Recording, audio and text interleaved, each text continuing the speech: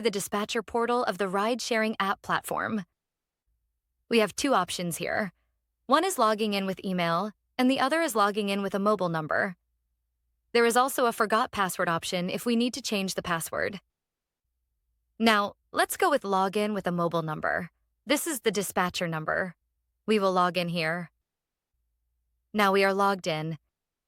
Here you can see the city selection option. Since we are currently in Bangalore, we have selected Bangalore from the list. There are 4 sections here. On the left side, you can see in dispatch, unassigned, assigned, and expired. On the right side, you can see drivers. Drivers available as free, en route, and on trip. We can also search here.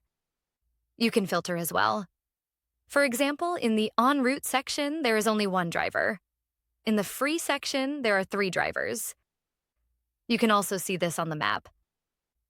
Since this is a fleet management system, you can manage your entire fleet from here.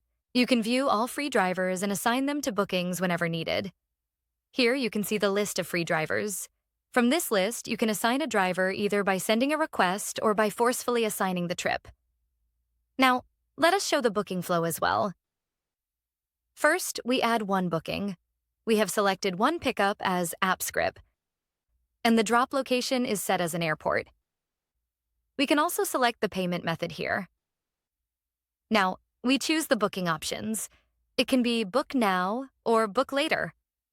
For now, we select book now. The payment method can be either personal or business. Right now, we are using a personal method. For the payment type, we have selected cash, and we will continue with that. Now, let us confirm the booking. As soon as we confirm, the booking pop-up appears. In the driver application, the booking is displayed like this. All right, let me go ahead and accept this option now so we can move forward.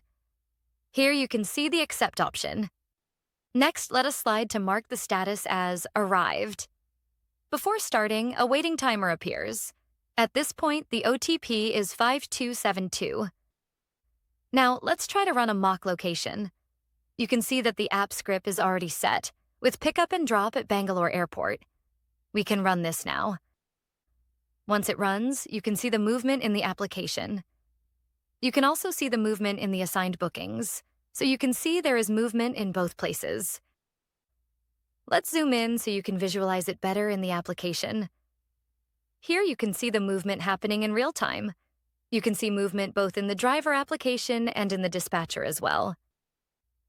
Now, let's allow it to move, and we'll go to the details section. Here, you can see who has booked the ride, along with driver and vehicle information. Everything is visible here. There's also an option for end ride. If needed, we can end the ride from here as well.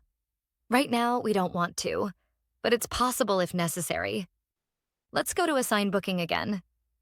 Here you can see the movement once more. If we click on past rides, you can see all the past rides.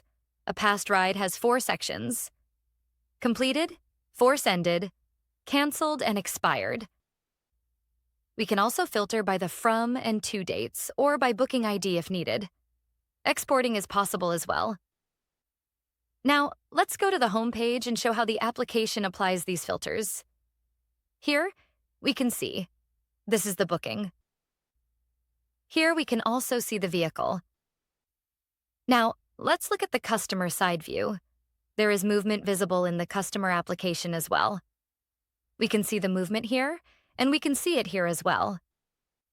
In every place, customer, driver, and dispatcher, everything stays in sync, with the vehicle's movement visible in real time everywhere.